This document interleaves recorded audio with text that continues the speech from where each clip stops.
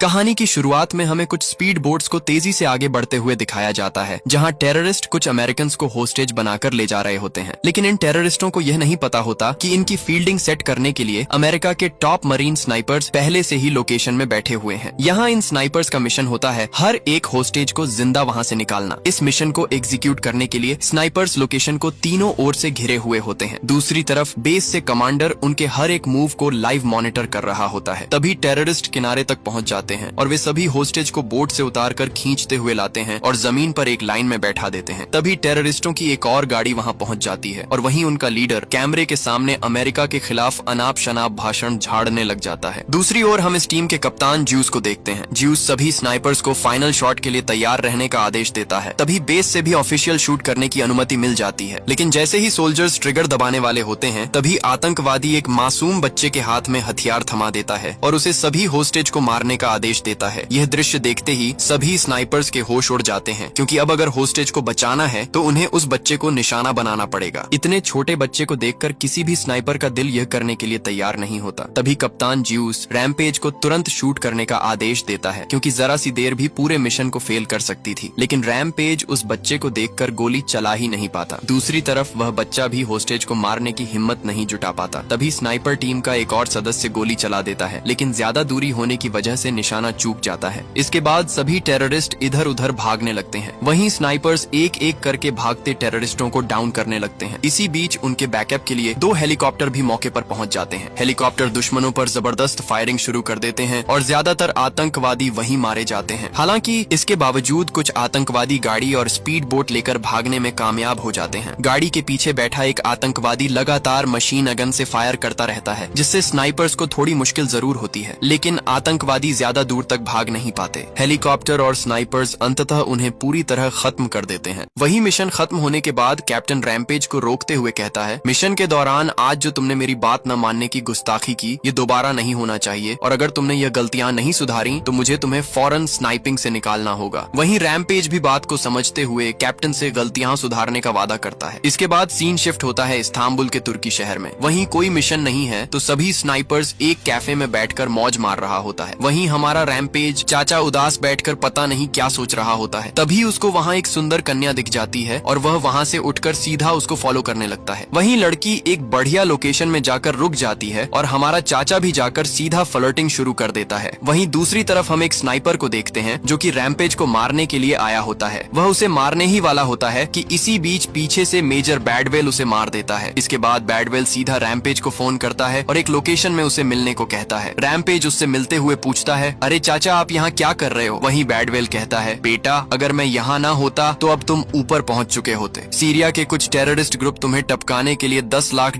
का इनाम रखा है। तुम्हें अब से ज्यादा अलर्ट रहना होगा। इसके बाद हम सभी टीम को एक जहाज में देखते हैं। वहीं कमांडर ब्रीफिंग में एक नए मिशन का जिक्र करता है, जिसमें उन्हें अगले मिशन के लिए जॉर्जिया जाना होगा। इस मिशन का उद्देश्य कुछ लक्ष्यों को समाप्त करना है। कमांडर उन्हें यह सब समझा ही रहा होता है कि तभी वहाँ वही लड़की आ जाती है जिसे हमारा हीरो थोड़ी देर पहले फ्लर्टिंग कर रहा था। दरअसल यही है इस मिशन का चीफ कोऑर्डिनेटर लीसा। हीरो का यह देख होश उड़ जाता है। वहीं लीसा सभी को मिशन के बारे में ब्रीफ में समझाने लगती है और बताती है कि जॉर्जिया में बहुत ही महत्वपूर्ण एक पाइपलाइन तैयार किया जा रहा है, जहां से शिप में करके पूर्वी यूरोप तक गैस की सप्लाई की जाएगी। लेकिन कुछ महीनों से लगातार वहां पर टेरर अटैक हो रहा है, जिस वजह से गैस की सप्लाई सही से नहीं हो पा रही। इस टेरर अटैक का लीडर अब्बू अब्दुल्लाह नाम का एक जिहादी व्यक्ति है, जिसे ब्रिटिश एसएस ने ट्रेन किया है। वहीं लिसा बताती है, कल एक बड़ा बिजनेसमैन जॉर्जिया की उसी गैस पाइपलाइंस के दौरे में जाने वाले हैं, तो तुम लोगों का काम होगा कि वह सेफली पाइपलाइंस तक पहुंचे। और हाँ, तुम लोगों को यह काफी स्मार्ट तरीके से हैंडल करना होगा, क्योंकि अब्बू अब्दुल्लाह कोई साधारण स्नाइपर नहीं है। उसे घोस्ट स्नाइपर के नाम से भी जाना जाता है। वहीं चीफ कमांडर सभी को मिशन के लिए तैयार रहने को कहता है।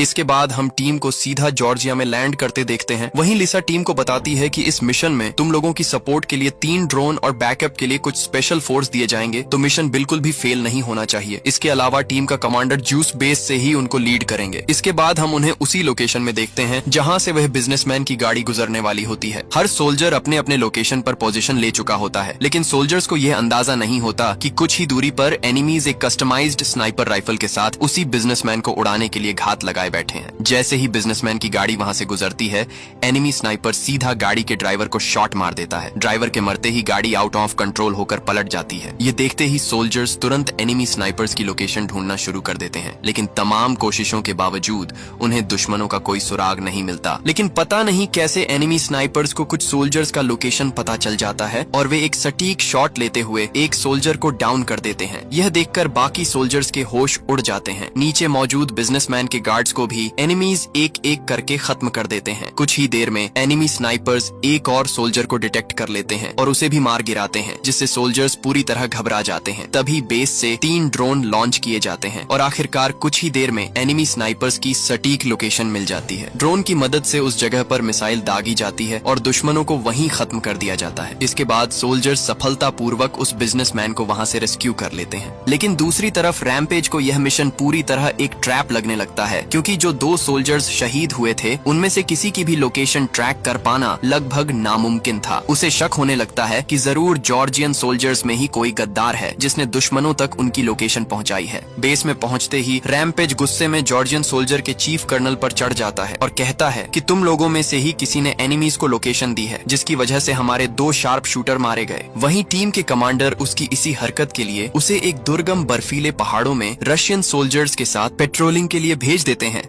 वहीं हम देखते हैं कि साजिद नाम का एक स्पॉटर उसे उसी इलाके के कमांडर के पास ले जा रहा होता है, जिसके अंडर वह आगे काम करेगा। लोकेशन पर पहुंचने के बाद जैसे ही वे घर में घुसते हैं, टीम के 2 मेंबर रैम्पेज पर हमला कर देते हैं, लेकिन हीरो उनके वार से बचते हुए उनसे जबरदस्त तरीके से लड़ने लगता है। तभी कमांडर आकर उन दोनों को रोक देता है, क्योंकि कमांडर समझ चुका होता है कि यह अमेरिकी कोई साधारण सोल्जर नहीं है। अगले दिन रैम्पेज कमांडर से पूछता है कि क्या जॉर्जियन सोल्जर्स में कोई गद्दार हो सकता है, क्योंकि मिशन के दौरान दुश्मनों की स्नाइपर टीम पहले से ही हमारी लोकेशन जानती थी, जिसकी वजह से हमारे 2 सोल्जर मारे गए। इस पर कमांडर कहता है कि अगर ऐसा है भी तो यह किसी एक आदमी का काम नहीं हो सकता। किसी पर आरोप लगाने से पहले तुम्हें कोई ठोस सबूत ढूंढ लेना चाहिए। इसके बाद हम सभी सोल्जर्स को बॉर्डर पर पेट्रोलिंग करते हुए देखते हैं। वहीं पेट्रोलिंग के दौरान उन्हें पहाड़ों के नीचे हलचल नजर आती है, जहाँ कुछ रूसी टेररिस्ट चोरी कर रहे होते हैं। कमांडर यह देख उन्हें शूट करने ही वाला होता है, तभी रैम्पेज उसे रोक देता है और कहता है ये तो बस मामूली चोर हैं, इनके लिए गोलियां खर्च करने की क्या जरूरत है, मुझे परमिशन दो, मैं इन्हें हैंडल करके आता हूँ। वहीं कमांडर कहता है जाओ फिर। तभी रैम्पेज आगे बढ़ने लगता है और साथ में कमांडर उसके साथ एक और सोल्जर भेज देता है, क्योंकि कमांडर को पहले से ही पता होता है कि कैचिंग का चोर कोई साधारण चोर नहीं होता, और यह बात रैम्पेज को बहुत ही जल्द पता चलने वाली थी। वहाँ पहुँचते ही उन्हें एक मासूम औरत दिखती है जो उन दोनों से मदद मांगने लगती है। दरअसल दोस्तों, यह औरत दिखने में जितनी मासूम है उतनी ही ज्यादा शार्प माइंडेड भी है। तभी वहाँ से एक और आदमी निकलता है और नीचे से भी उनके 2 और चमचे आने लगते हैं। तभी वह औरत रैम्पेज को मारने के लिए गन उठाने ही वाली होती है कि तभी कमांडर स्नाइपर से उसका भेजा उड़ा देता है और वहाँ सोल्जर्स और कच्चे टेररिस्ट के बीच भयानक फायरिंग शुरू हो जाती है और कुछ ही देर में सोल्जर्स सभी को साफ कर देते हैं और उन्हीं में से एक टेररिस्ट जो घायल हो गया था उसे पकड़कर अपने साथ बेस में लाता है। वहीं अब हम रात का सीन देखते हैं, जहाँ कमांडर और रैम्पेज साथ बैठकर माल पीते हुए चिल मार रहे होते हैं। उसी दौरान कमांडर रैम्पेज को अपना अतीत बताता है। वह कहता है कि पहले वह भी एक आम सिपाही हुआ करता था, लेकिन 1995 के बाद उसकी जिंदगी पूरी तरह बदल गई। वह बताता है कि एक मिशन के दौरान उसे कुछ टारगेट्स को खत्म करने का आदेश मिला था, लेकिन तभी कुछ ऐसा हुआ जिसे याद करके आज भी उसकी रूह कांप जाती है। टारगेट लोकेशन पर एक बच्चा कोर्ट के अंदर बम छुपाकर आ जाता है और कुछ ही सेकंड में सब कुछ खत्म हो जाता है। उस दिन कमांडर को समझ आया कि एक बंदूक के पीछे खड़े होकर जिंदगी को देखना और उस पर निशाना लगाना इतना आसान नहीं होता, लेकिन फिर भी उन्हें यह सब अपनी जमीर के लिए करना पड़ता है और आखिरी सांस तक करना पड़ेगा। अगली सुबह हम दोनों को उसी लोकेशन पर जाते देखते हैं जहां पिछले दिन उन्होंने एक रूसी आतंकवादी को पकड़ा था। उन्हें पूरा यकीन था कि इन आतंकवादियों को छुड़ाने या ढूंढने के लिए कोई न कोई जरूर आएगा। इसी वजह से वे लोग युद्ध की तैयारी शुरू कर देते हैं। कमांडर घर में घुसने वाले रास्ते पर कुछ TNT फिट कर देता है और अंदर मौजूद सभी सोल्जर्स भी अपनी अपनी तैयारियां शुरू कर देते हैं। कुछ ही देर बाद बाहर मौजूद एक सिपाही को पहाड़ों के ऊपर हलचल दिखाई देती है और वह तुरंत कमांडर को इसकी जानकारी देता है। कमांडर सभी को तुरंत अपनी अपनी पोजीशन लेने का आदेश देता है। दूसरी तरफ रैम्पेज भी पहाड़ों के ऊपर स्नाइपिंग के लिए बेस्ट लोकेशन पकड़ लेता है। वहीं रैम्पेज कुछ एनिमीज को स्पॉट कर लेता है और एक एक करके सभी को उड़ाने लगता है। दूसरी तरफ कमांडर घर में ही अपना पोजीशन ले लेता है और वहीं से एनिमीज को डाउन करने लगता है। कुछ ही देर में झाड़ियों से भारी संख्या में दुश्मन निकलने लगते हैं। फिर क्या था, सोल्जर्स लगातार एक के बाद एक दुश्मनों को उड़ाते जाते हैं। स्नाइपर्स भी लगातार हेडशॉट पर हेडशॉट मारते रहते हैं। लेकिन दोस्तों, अचानक पता नहीं कहां से इतनी बड़ी संख्या में दुश्मन आ जाते हैं कि सोल्जर्स को संभालने में थोड़ी दिक्कत होने लगती है। और तो और कुछ ही देर में सिचुएशन ऐसा हो जाता है कि सभी सोल्जर्स मारे जाते हैं और घर में सिर्फ कमांडर ही बचता है। यह देख एनिमीज सीधे घर में हमला करने के लिए आ रहे होते हैं। वहीं कमांडर भी सोचता है, आओ सालो, बम आपके स्वागत के लिए ही लगा के रखे हैं हमने। तभी कमांडर लगातार बम से दुश्मनों को उड़ाने लगता है। दूसरी तरफ दूर से स्नाइपर भी लगातार कवर देते हुए एनिमीज को डाउन करते जाता है। तभी हम देखते हैं एक एनिमी हीरो को स्पॉट कर लेता है और उस पर सीधे रॉकेट लॉन्चर लॉन्च कर देता है, जिस वजह से हीरो पहाड़ से घिसटता हुआ दूर नीचे जाकर गिरता है। वहीं कमीने टेररिस्ट कमांडर का घर भी उड़ा देता है, जिस वजह से बचे कुछ सोल्जर्स भी मारे जाते हैं और सभी एनिमीज अंदर एंट्री ले लेते हैं। बेचारा कमांडर अब अकेला क्या ही करता। वहीं हरामी एनिमी उसका गला काटने ही जा रहा था कि हीरो स्नाइपर से सीधे उसका भेजा उड़ा देता है। वहीं एक चाचा भी लॉन्चर छोड़ने ही वाला था कि हीरो उसको भी उड़ा देता है। और दोस्तों इसी तरह हीरो एक एक करके सबको टपकाते जाता है और आखिर में एक एनिमी कमांडर का कवर लेकर बचना चाहता था, लेकिन हीरो इतना शार्प था कि तब भी उसका भेजा उड़ा देता है। और दोस्तों इस तरह हीरो मिशन को कंप्लीट कर देता है। ये कमांडर के लिए काफी प्राउड मोमेंट था दोस्तों, क्योंकि ऐसा शार्प शूटर सदियों में एक बार पैदा होता है। वहीं मिशन खत्म होने के बाद बेस से चीफ उसे वापस बुलाने का ऑर्डर देता है। कमांडर भी उससे अलविदा कहने लगता है, लेकिन रैम्पेज का मिशन अभी खत्म नहीं हुआ था। वह हर हाल में उस गद्दार का पता लगाना चाहता था जिसने एनिमीज को उनकी लोकेशन दी थी, और इसका जवाब सिर्फ गैस्कॉफ ही दे सकता था। वहीं कमांडर रैम्पेज को बोटोनी गाग्नी स्टेशन में मदरशिट नाम के एक बंदे से मिलने को कहता है, जो उसे गैस्कॉफ तक पहुंचा सकता था। रात होते होते वह मदरशिट के घर तक पहुंच जाता है। वहीं रैम्पेज उससे गैस्कॉफ के ठिकाने तक ले जाने को कहता है। तभी मदरशिट कहता है, मैं तुम्हें वहां तक ले जाऊंगा, लेकिन शर्त है कि तुम उनसे कुछ भी बात नहीं करोगे, सारी बातें मैं करूंगा। रैम्पेज हामी भर देता है। अगली सुबह वे दोनों गैस्कॉफ के ठिकाने की ओर निकल पड़ते हैं और कुछ ही देर में वहां पहुंच जाते हैं। दरअसल दोस्तों यहाँ रैम्पेज का प्लान होता है गैस्कॉफ के साथ एक सौदा करना। ये जो बक्सा है इसमें गैस्कॉफ के साले की अस्थियां हैं, जिसे रैम्पेज ने पिछले मिशन में मार दिया था। इन अस्थियों के बदले उसे वह जानकारी चाहिए थी कि किस गद्दार ने एनिमीज तक जानकारी पहुंचाई थी। लेकिन यहाँ गेम पूरी तरह पलट जाता है। जैसे ही रैम्पेज मदरशिट से स्नाइपर टीम की लोकेशन लीक होने के बारे में पूछने को कहता है, वैसे ही गैस्कॉफ ये बातें सुनकर पूरी तरह भड़क जाता है और सीधे उनके सामने आकर कहता है, क्या मतलब किसने लोकेशन दी? ये मेरा टैलेंट है, समझे झंडुओ, अब यहाँ से निकल जाओ, इससे पहले कि मैं तुम दोनों का भेजा उड़ा दूं। लेकिन हीरो हर हाल में गद्दार का पता लगाना चाहता था। वह मदरशिट को दोबारा उससे पूछने को कहता है। यह सुनकर गैस्कॉफ फिर से पूरी तरह भड़क जाता है और रैम्पेज को आखिरी वार्निंग देते हुए वहाँ से निकल जाने को कहता है। तभी हीरो की नजर एक टेररिस्ट पर जाती है जो सैटेलाइट लैपटॉप चला रहा होता है। उससे यह पक्का कंफर्म हो जाता है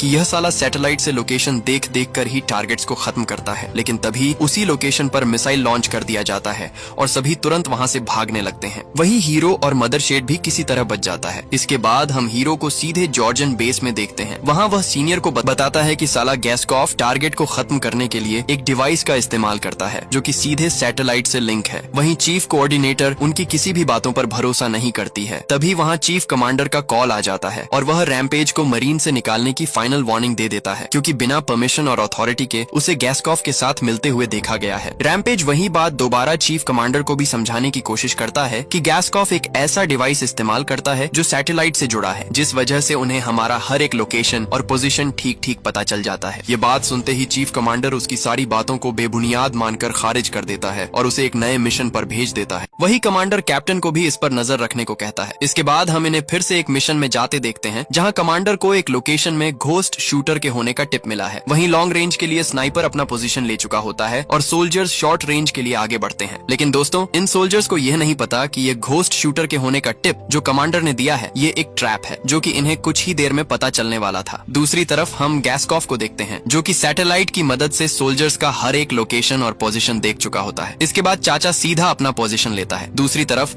हम आने वाले खतरे से अनजान सोल्जर्स को देखते हैं। वहीं चाचा एक को मारते ही सभी सोल्जर्स अलर्ट हो जाते हैं और अपने अपने पोजीशन लेने लगते हैं। वहीं मरीन स्नाइपर्स को भी गैस्कॉफ चाचा का लोकेशन नहीं मिल पा रहा था और नीचे चाचा मजे से एक एक सोल्जर को डाउन करता जाता है। वहीं सोल्जर्स बेचारे न सही कवर है न क्या है, और गन भी देख ही सकते हो दोस्तों। एक तरफ AK-47, दूसरी तरफ घर के अंदर में बैठा हुआ स्नाइपर। कुछ ही देर में चाचा सभी सोल्जर्स को शहीद कर देता है। दरअसल दोस्तों यह लोकेशन ही इसलिए चुनी गई थी ताकि जब सोल्जर्स यहाँ पहुँचे तो उन्हें ना तो कोई कवर मिले और ना ही वे हमें ट्रैक कर पाए। और चाचा खुद को गोस्ट शूटर बोलता है। क्या बात है, छोड़ो जो भी हो। इसी ट्रैप में दोस्तों काफी ज्यादा सोल्जर्स मारे जाते हैं। दूसरी तरफ मरीन स्नाइपर्स को देखो, अभी तक लोकेशन ही नहीं ढूंढ पाए हैं चाचा का। तो सोचिए किस लेवल की लोकेशन पर छुपा हुआ है यह हरामखोर। मरीन स्नाइपर्स चाचा का लोकेशन नहीं ढूंढ पाए तो क्या हुआ, वे लोग सैटेलाइट की मदद से स्नाइपर का ठीक लोकेशन पता कर लेते हैं। और दोस्तों, जैसे ही चाचा गोली चलाता है, गोली सीधा मरीन स्नाइपर के सिर के ऊपर से होकर जाती है। इसके बाद बुलेट की दिशा देखते हुए उन्हें लोकेशन का पता चल जाता है। लेकिन दोस्तों, सोल्जर शूट करने से पहले ही चाचा एक और शॉट मार देता है और इस बार गोली सीधा उस लड़की को जा लगती है। वहीं स्नाइपर भी सब कुछ छोड़ छाड़ कर जल्दी से अपनी टीममेट को लेकर वहां से निकल पड़ता है। वहीं दूसरी तरफ हम कैप्टन को देखते हैं जो कि शॉट लेने वाला होता है। तभी चाचा एक और शॉट चला देता है। इस बार तो कैप्टन भी बाल बाल बच जाता है। वहीं कैप्टन भी कहता है, अरे बाप रे बाप, साला पागल 14 कौन सा बिल में छुपकर मार रहा है। वहीं कुछ ही देर में दोस्तों बैकअप के लिए और सोल्जर्स आ जाते हैं और चाचा के लिए यह संभाल पाना बिल्कुल भी पॉसिबल नहीं था, क्योंकि उसके पास स्नाइपर था जो कि शॉर्ट रेंज नहीं ले पाता। तो चाचा वहां से हवा जैसा गायब हो जाता है और बाद में जब सोल्जर्स फाइनली घर को चेक करता है तो उन्हें कुछ भी नहीं मिलता। वहीं अब हम रैमपेज को देखते हैं। वह बताता है कि मैंने पहले ही कहा था, वे लोग हमारे हर एक मूव को मॉनिटर कर सकते हैं। वहीं चीफ कोऑर्डिनेटर लिसा को अब भी उसकी बातों पर यकीन नहीं हो रहा था। इसके बाद हम सभी सोल्जर्स को बेस में देखते हैं। तभी वहाँ वही चीफ कमांडर आ जाता है जिसने उन्हें इस मिशन में भेजा था। सभी सोल्जर्स उससे काफी ज्यादा नाराज होते हैं क्योंकि उनके वजह से बहुत सारे सोल्जर्स मारे गए। वही कमांडर पूछने लगता है कि आखिर वहाँ हुआ क्या था, जैसे कि उसे कुछ पता ही न हो। तभी कैप्टन उसे बताता है कि किस तरह से आपके द्वारा दिया गया टिप एक ट्रैप निकला। रैमपेज सही कह रहा था, उन्हें हमारी हर एक चाल का पता था। ये सुनकर कमांडर कहता है, तुम लोग टेंशन मत लो, इस बार हमारी बारी है। सालों को कुत्तों की तरह भगा भगा कर मारेंगे। अगले दिन कमांडर सभी को ब्रीफिंग में बताता है कि हमें एक और खबर मिली है कि आज गैस्कॉफ अपने साथियों के साथ कोबुलेटी स्टेशन में अटैक करने वाला है, इसलिए तुम लोगों को तुरंत वहाँ के लिए निकलना होगा। साले को पकड़ने के लिए इससे बेहतर मौका और नहीं मिलेगा। वहीं कैप्टन कमांडर की बात काटते हुए कहता है, अगर गैस्कॉफ वाकई में हमारी लोकेशन देख सकता है और हम सब कोबुलेटी स्टेशन में चले गए तो सोचिए क्या होगा। वह हरामी हमारी लोकेशन देखकर सीधे यहीं ऑनेल पंप पर अटैक कर देगा, क्योंकि यहाँ सिक्योरिटी के लिए कोई भी नहीं रहेगा। और दोस्तों, होने वाला भी ठीक ऐसा ही था, क्योंकि गैस्कॉफ पहले से ही अपने साथियों के साथ ऑनेल पंप पर अटैक करने के लिए पंप से कुछ ही दूरी पर एक चट्टान के नीचे घात लगाए बैठा हुआ था। लेकिन इस बात से सभी सोल्जर्स और कमांडर अनजान थे। वहीं कमांडर और लिसा को लगता है कि गैस्कॉफ का अगला टारगेट कोबुलेटी ही है, इसलिए वे सभी मरीन सोल्जर्स को तुरंत कोबुलेटी स्टेशन के लिए निकलने को कहती हैं। सोल्जर्स बेचारों के पास भी कोई और रास्ता नहीं होता, ऑर्डर मानना पड़ता है, इसलिए वे जल्दी ही कोबुलेटी स्टेशन के लिए निकल पड़ते हैं। वहीं गाड़ी में रैमपेज कैप्टन को बताता है कि हम कोबुलेटी स्टेशन के लिए पूरा ओनेल पंप स्टेशन छोड़कर आ गए। क्या गारंटी है कि उधर सच में अटैक होने वाला है? अगर वह लोग सच में वहाँ अटैक करने वाले हैं फिर तो सही है, लेकिन अगर निशाना गलत लगा तो 900 किलोमीटर तक की पाइपलाइंस तबाह हो जाएंगी। क्या पता अगर उन्होंने ड्रोन की मदद से कोऑर्डिनेट्स को गलत दिखाया हो। वहीं कैप्टन को भी रैमपेज की ये बातें सुनकर पक्का यकीन हो जाता है कि अटैक मास्टर पंपिंग स्टेशन में ही होने वाला है। वह तुरंत गाड़ी घुमाने को कहकर वापस स्टेशन ले जाने का ऑन ऑर्डर देता है। वहीं दूसरी तरफ गैस्कॉफ लोकेशन में कम सोल्जर्स देखकर अपनी तैयारी शुरू कर देता है। वहीं शॉर्ट रेंज अटैक के लिए 2 मिलिटेंट गाड़ियां वहां पहुंच जाती हैं और स्नाइपिंग के लिए गैस्कॉफ तो है ही, वहीं उन्हें डिवाइस से हर सोल्जर का लोकेशन पता चल जाता है और यह भी कि सामने कोई भी स्नाइपर शूटर नहीं है, तो इनके लिए सोल्जर्स को उड़ाकर ऑनेल पंप को नष्ट करना ज्यादा आसान हो जाएगा। कुछ ही देर में दुश्मन गाड़ियां लेकर पंप के नजदीक पहुंच जाती हैं। वहीं दूसरी तरफ लिसा मैडम बिंदास बैठकर काम कर रही होती हैं। तभी वहां पर भयानक ब्लास्ट हो जाता है और दीदी को अब जाकर यकीन होता है कि हाँ, कैप्टन ने सही कहा था। वहीं आतंकवादी भी लगातार लॉन्चर से पंप में गोला बारूद बरसाता ही रहता है। दूर से स्नाइपर भी लगातार कवर देता रहता है। वहीं लिसा मैडम भी जल्दी से यहाँ बैकअप भेजने को कहती हैं। दूसरी तरफ दोस्तों, दुश्मनों की तरफ से मिसाइल पर मिसाइल छोड़ी जाती है